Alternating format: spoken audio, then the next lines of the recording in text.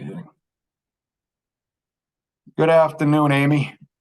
Hi, John. I'm thrilled to be here. Thanks for having me. Oh, I'm glad you agreed to do this. This is awesome. So we're here with Amy Polacko, who's a master certified divorce coach, and I'm thrilled to have her. So I'm just going to read a brief bio on her, and we'll start finding out more about what she does. So Amy Polacko is a master certified coach who guides women before, during, and after the divorce process. A divorced single mom herself, she also runs a support group for single women called Strong Savvy Women. She lives in Ridgefield, Connecticut, but her clients span the country.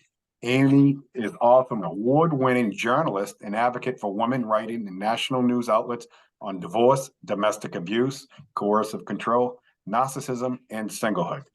Her goal is to empower women to take their power back and create a happy, fulfilling, peaceful life. So that's awesome. So I want to ask you, when you say women to take their power back, how do they lose power to begin with? And I imagine these are probably successful women that lost power. So how does that work? Right, in many cases. And before I get to that, John, I want to say you spoke at my support group meeting once, and you did an Yep. amazing job with you. Thank you. Want to acknowledge that. I appreciate that. So I think, it happens in a myriad of ways, and I think it's very common. And I think in our society today, let's face it, still earn less than men do. We are traditionally the caregivers, not that there are not dads who stay home. There's certainly situations like that, but I think that women often give up their careers, and take one for the team in a marriage, and a marriage is a team, right? And it's a compromise.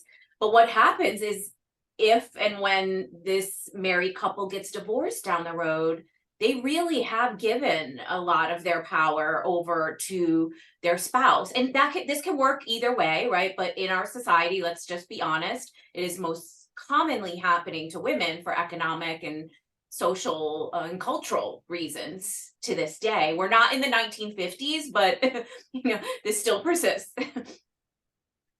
So, well, first of all, I mean, you have such an amazing background, and like, how did you even get into this divorce coaching? Well, my heart has led me to this work, John. I'm divorced myself. Yeah. I went through the process not knowing this world at all that we both work in now daily, right? And I think it can be overwhelming. And I think everybody really needs a buddy, a coach, someone to help them understand. Because this is a huge life change. The decisions, as you know, that you're making during this process and the negotiations of a divorce, affect the rest of your life and your children's lives as well. And so it's really important to have someone who understands it and who can help you. So, often people will say, well, why do I need a divorce coach, right? Yeah. And you really need a team of professionals, and I often help them streamline the process, help my clients save money in the long run, manage the emotional part of it. And I have a lot of attorney friends who will say there are three parts of divorce, right? Legal, financial, and emotional. And they say emotional is the most important part. Like, when you have that in check and you're able to manage your emotions in one of the most trying life events, it's going to help you get a better outcome in the legal and financial realms. Okay. So, one of the things, actually, let me just ask you this now, and I want to go back to this thought I just had. Mhm. So, tell me the different types of clients that you have and the specialties that you work with them. Right. So I have some clients, John, who are just contemplating divorce. They're not happy. Maybe, it doesn't happen overnight, right? Someone's decision to end a marriage or even explore that. So I have some in that category. I have some who are in the middle of it, right? And they need help managing the whole process. It can be overwhelming. It can be a part-time job or a full-time job in some cases, if it's you're dealing with a high conflict person. And then you have those who are already divorced and are creating their next chapter. You know, to your point earlier, some women have given up their careers for 20, Yeah, 30 years, right. and they don't even know where to begin. I don't, you know, their skills are not up to date. What do they want to do? What's realistic if they have young children? And, you know, I really explore that. Divorce is devastating for everyone, I think. And, you know, rebuilding that confidence and self-esteem is something I work with all of these groups on, but, you know, especially the group that's ready to kind of turn the page.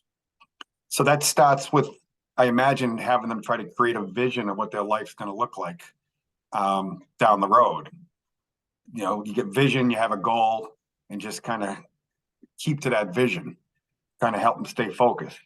Absolutely. Because, you know, if you don't work with someone, and again, I've lived through this, I think the couple years after a divorce can just be a fog. You're in survival mode. You're adjusting. You're now responsible financially for your household. You might have gotten the family home you've got to take care of. You might have children, you know, there's a lot of responsibility you're taking on. And if you don't take that time for yourself, I think you look back and say, what was I doing during those years, right? Yeah. So there's a term here, like me growing up, I had four sisters and mother who worked. She was a social worker and successful woman, and even in the field that I'm at, you know, I see women doing wonderful things, and I always treat men and women the same, you know, for their own merits. But it's a term I've been hearing lately, probably because I'm starting to focus into this, and that's and I'm probably around it every day and just not notice it. Narcissism.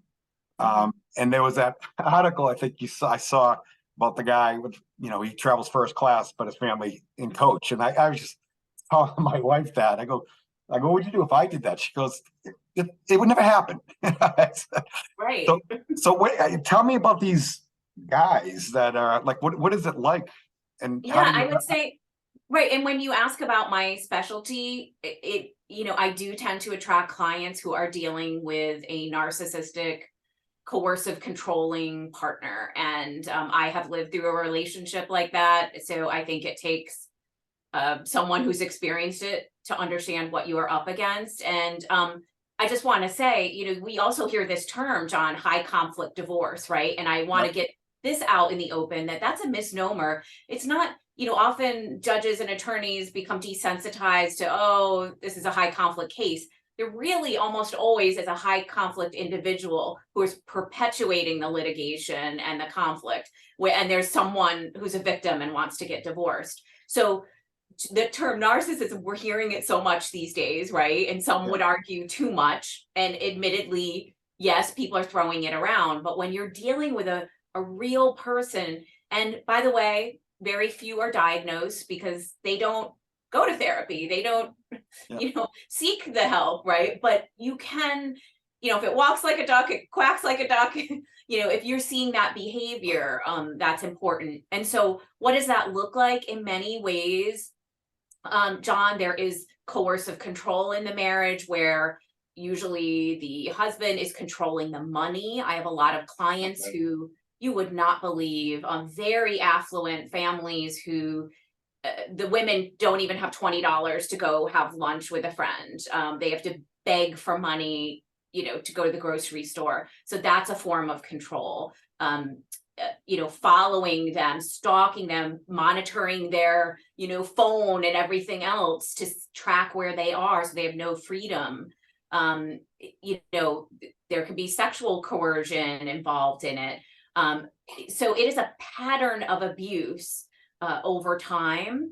That's what coercive control is. And, you know, a lot of the coercive controllers are narcissists, and that is the foundation for almost all domestic abuse. So, Well, it sounds like a lot of insecurity on mhm.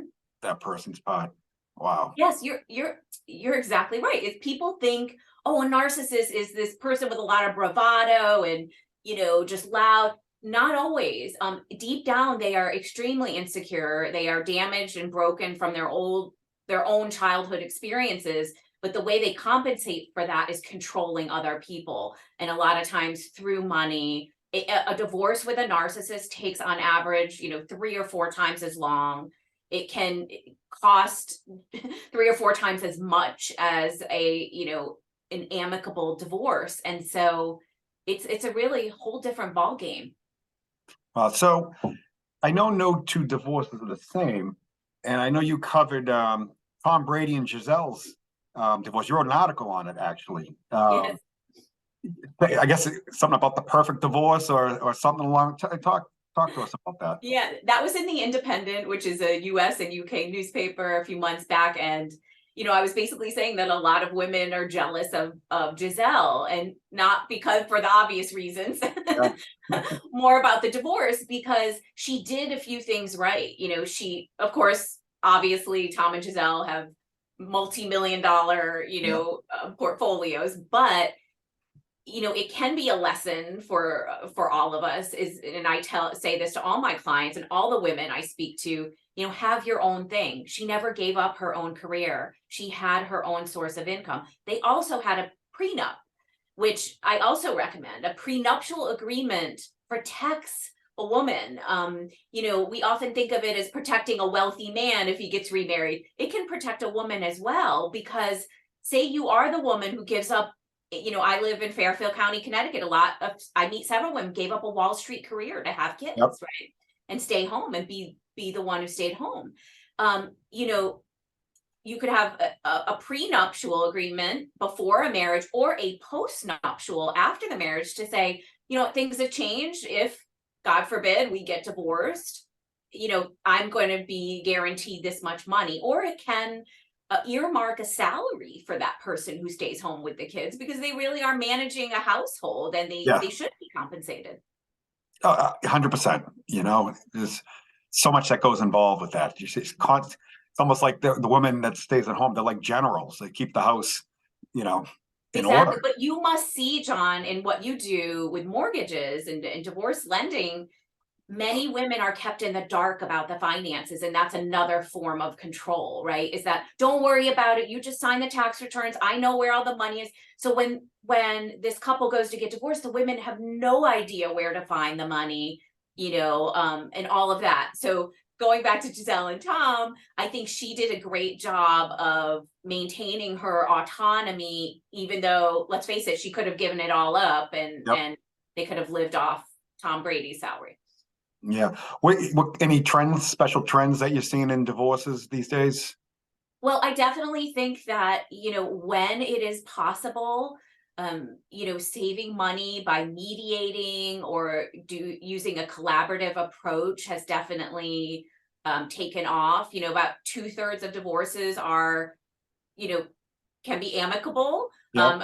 You know, I tend to deal with a lot of the other 1/3, but so that definitely is a trend. And in a mediation, you know, obviously there's a mediator and 2 attorneys. With a collaborative approach, there's a team. There's usually a coach, a mental health professional, and attorneys who are working with the couple to get them to that. And that is these are alternatives to litigation, right? So, you know, what I am seeing, you know, and I've certainly written about this across the country, is, you know, there's more awareness about how our family court system is in so many ways broken, and every attorney I know says the same thing. So I'm not saying anything outrageous here, because someone who is a high conflict litigant, can perpetuate a divorce, can bankrupt, you know, the victim in many ways. And you know,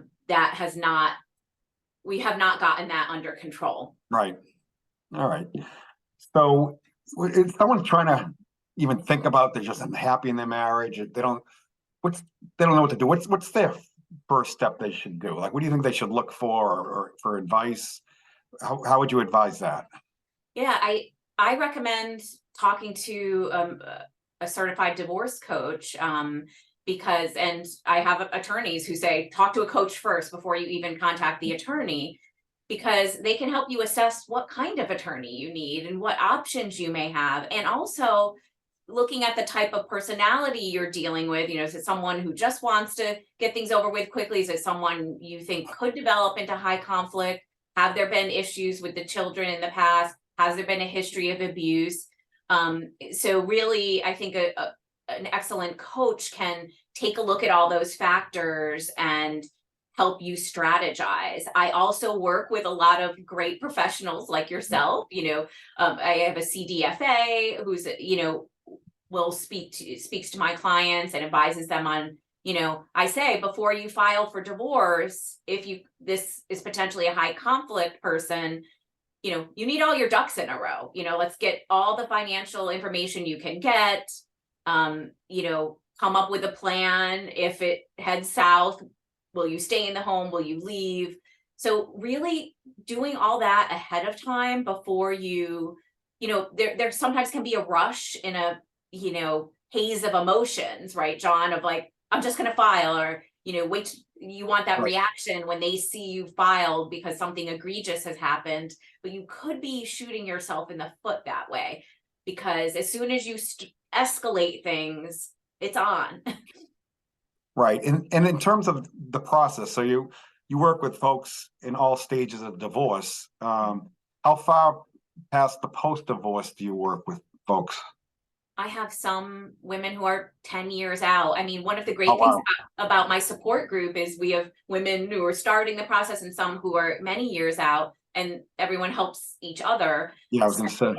Yeah, I think some people, were treading water for a bit after their divorce, trying to raise the kids, get the kids off to college. And then once they're empty nesters, it's their time to kind of say, okay, now it's finally time for me. And some are actually, if someone has gone through trauma in their marriage, sometimes, John, they have not dealt with it again because they've been helping other people.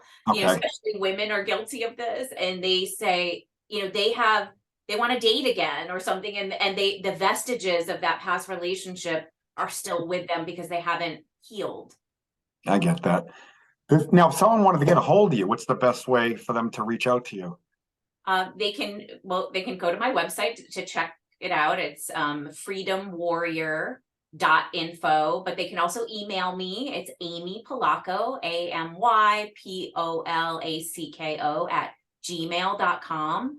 I give a free coaching consultation, 30 minutes, to anyone who's interested in exploring that, to see if it's a good fit for them. And, I love helping people because I think, like I said, many can be overwhelmed in this situation, and they need someone to kind of lock arms with them and say, you're not alone. No, that's awesome. So this has been great. Do you have like a final thought for us before we leave you? On that point of being alone, don't do this alone. You need a team of people. Support is absolutely essential. So, I have support meetings here in Ridgefield, or in Connecticut rather, in my town and in another town. We have Zoom offering, but I'm sure in your local area there are support groups. And also having someone, I do recommend that my clients have therapists as well. We do different things. Therapists help them heal and look backwards. I'm looking more forward and helping them strategize, right? Not that we don't deal with a lot of emotional issues too, but, don't think, okay, I can do this alone. I think you will regret it. And, once you have something in a divorce document, that's it. I remember an attorney saying that to me once, but Amy, if it's not in these four corners, right? That's right. Right. So you really need someone who says, hey, have you thought about this? Or what about this? Make sure your attorney's including these children's fees and this and that. And some of them say to me, oh my gosh, I never thought of that. So it is an investment that will pay dividends over the years. All right. That's awesome. Well, Amy, this has been great. Again, I thank you for visiting us today. And this is awesome. Thanks, John. This flew by. I'm like, it's been half an hour. Absolutely. All right. Well, listen, have a wonderful day. Thank you. You too. All right.